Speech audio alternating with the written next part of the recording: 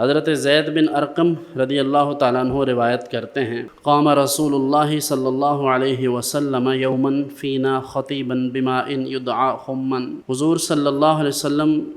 مقام خم پر تشریف فرما تھے، بین مکہ والمدینہ تھے، جو مکہ اور مدینہ کے درمیان ہے۔ فحمد اللہ واثنى علیہ، اللہ کی حمد و ثنا بیان کی، ووعظ وذکر، واعظ و نصیحت فرمائی۔ ثم قال، پھر ارشاد فرمایا، الا ایھا الناس، اے لوگو متوجہ ہو جاؤ، انما انا بشر یوشک ان یأتینی رسول ربی فاجیب، بے شک میں بھی ظاہراً تم جیسا ایک بشر ہوں، یعنی انسان ہوں، تو ان قریب میرے رب کا بلاوا مجھے آئے گا، یعنی اللہ رب العزت کا پیغام بر آئے گا اور مجھے اس پر لبیک کہنا ہوگا، یعنی میں دنیا سے چلا جاؤں گا۔ وَأَنَا تَارِكٌ فِيكُمُ الثَّقَلَيْنِ، تو میں تم میں دو بھاری چیزیں چھوڑے جا رہا ہوں۔ اولہما کتاب اللہ فیہ الہدی والنور، ان میں سے پہلی اللہ کی کتاب ہے، یعنی قرآن کریم، جس میں ہدایت ہے، جس میں روشنی ہے۔ فخذوا بکتاب اللہ،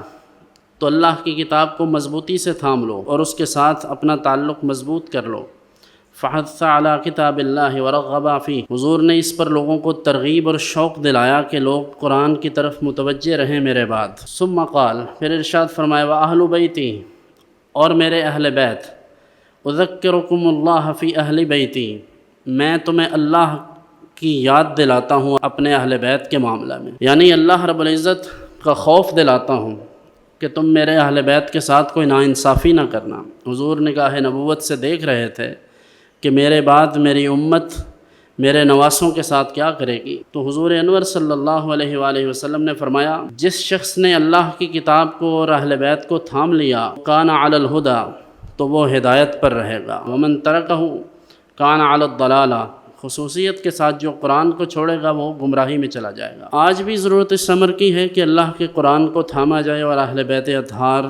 سلام اللہ علیہم اجمعین کی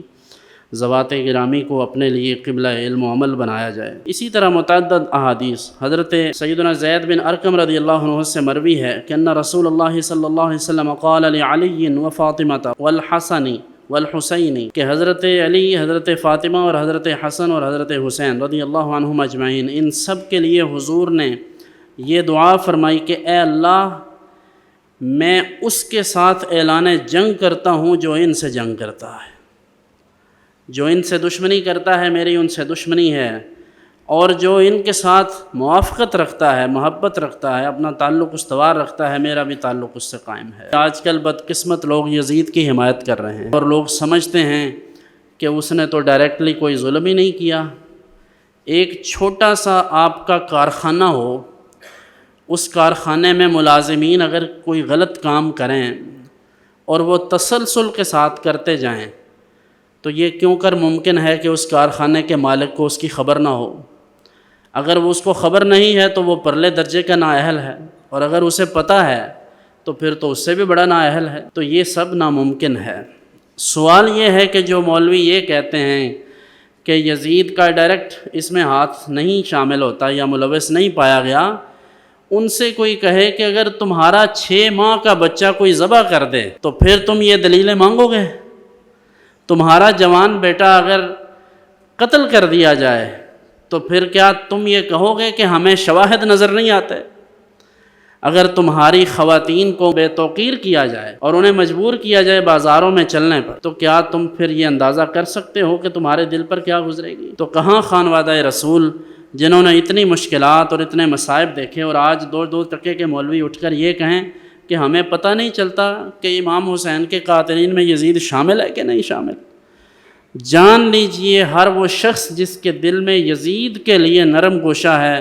وہ کبھی جنت کی خوشبو بھی نہیں سونگھ سکتا۔